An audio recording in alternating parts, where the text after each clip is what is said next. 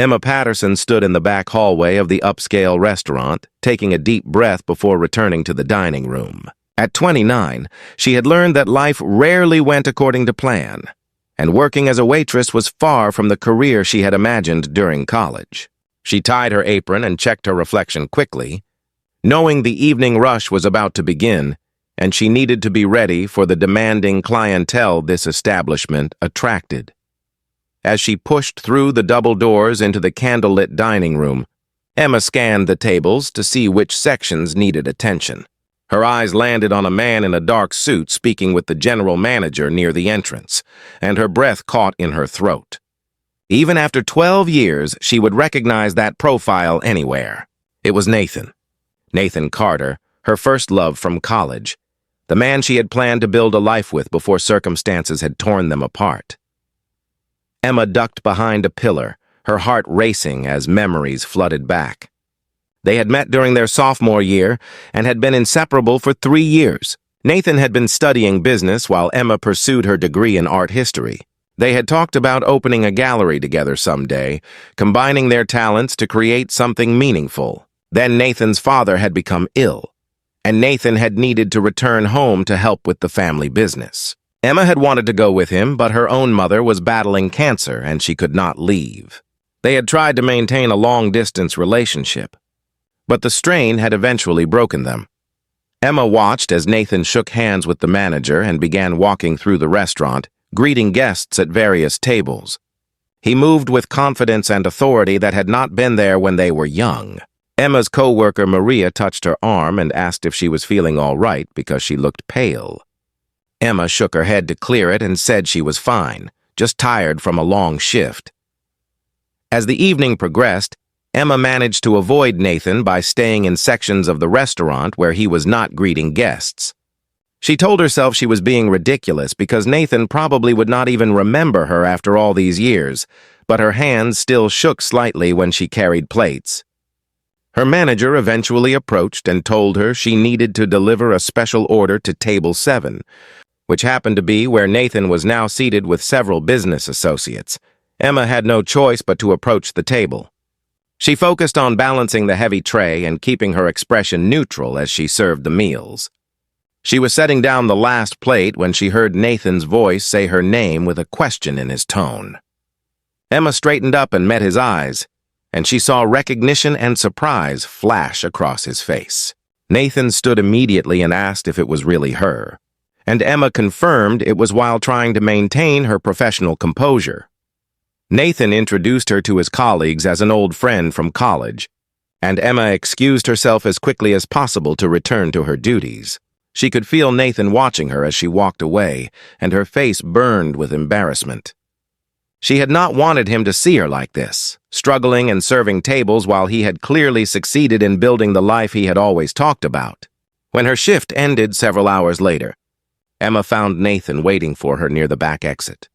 Nathan asked if they could talk for a few minutes, and Emma reluctantly agreed because she knew avoiding the conversation would only make things more awkward. They went to a quiet coffee shop nearby, and Nathan ordered them both drinks, while Emma sat nervously picking at a napkin. When Nathan sat down, he told her it was incredible to see her after so many years, and he wanted to know how she had been and what she had been doing since they last spoke. Emma gave him an edited version of her life story. She explained that her mother had passed away during her senior year of college, and the medical bills had left her with significant debt. She had taken the first job she could find after graduation, which had nothing to do with art history, and she had been working to pay off bills ever since. She mentioned that she had been at the restaurant for 2 years and that it paid better than her previous jobs.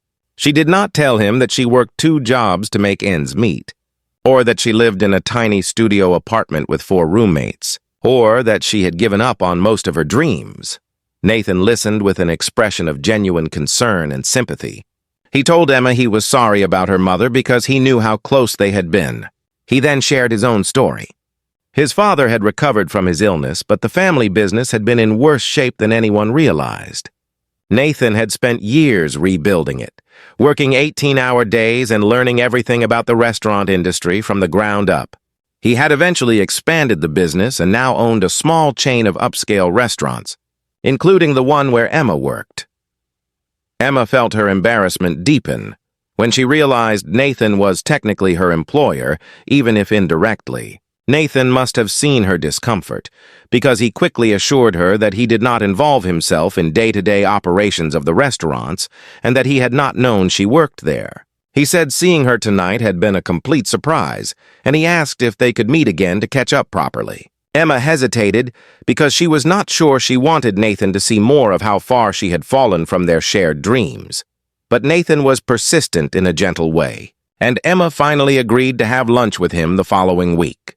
When they met, Nathan chose a casual cafe rather than one of his restaurants, which Emma appreciated. They talked more freely this time, and Emma found herself laughing at Nathan's stories about the chaos of the restaurant business. Nathan asked about her art history degree and whether she had kept up with that passion. Emma admitted she had not been to a museum in years because she was always working. Nathan suggested they visit a gallery that weekend, and Emma surprised herself by agreeing. The museum visit turned into a regular thing, and soon they were meeting weekly for dinner or walks in the park. Emma began to remember why she had fallen for Nathan all those years ago. He was kind, thoughtful, and genuinely interested in her thoughts and opinions. He never made her feel less than, despite the obvious difference in their current circumstances. 3 months after reconnecting, Nathan told Emma he had been thinking about their conversation regarding her degree. He said one of his restaurants was planning to host rotating art exhibitions from local artists, and he needed someone to curate the collection. He offered Emma the position, saying she was the most qualified person he knew for the job. Emma was torn between excitement and suspicion that Nathan was offering her charity. When she voiced this concern, Nathan assured her he would not have offered if she was not genuinely qualified, and that mixing business with personal feelings would be foolish if he did not believe she could excel at the work. Emma accepted the position and threw herself into the work with an enthusiasm she had not felt in years. She reached out to local artists, arranged exhibitions, and created programs that brought art appreciation to restaurant guests in innovative ways. The exhibitions were successful, and other restaurants in Nathan's group began requesting similar programs. Emma found herself building a reputation in the art community and finally using her degree in meaningful ways. 6 months after they reconnected, Nathan took Emma back to the restaurant where they had first seen each other after 12 years apart.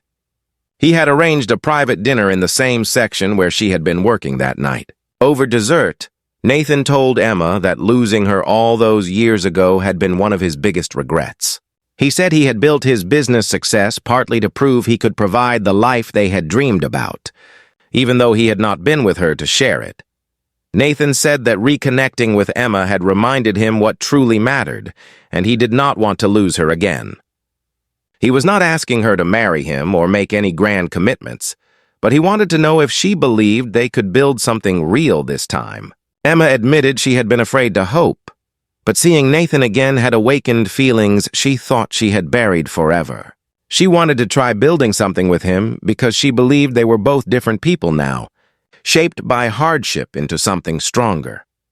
They took their relationship slowly and deliberately, learning each other again as adults rather than college students. Emma continued building her career in art curation, and Nathan supported her ambitions while pursuing his own business goals.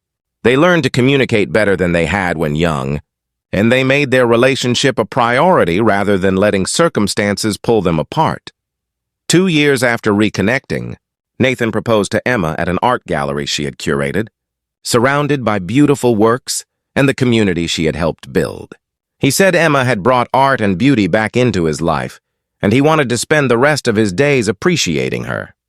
Emma said yes because she had learned that second chances were rare and precious, and that true love could survive even 12 years of separation. They married in a ceremony that celebrated both their past and their future. Many of the artists Emma had supported attended, along with Nathan's family and business colleagues. During their reception, Emma gave a toast about how life had taken them on separate journeys that ultimately led them back to each other. She said she had learned that detours were not always disasters, and that sometimes you had to lose your way to find what you were truly meant to do and who you were meant to be with. If this story touched your heart, please like, share, and subscribe for more tales of second chances and enduring love. Leave a comment about a time when an unexpected reconnection changed your life.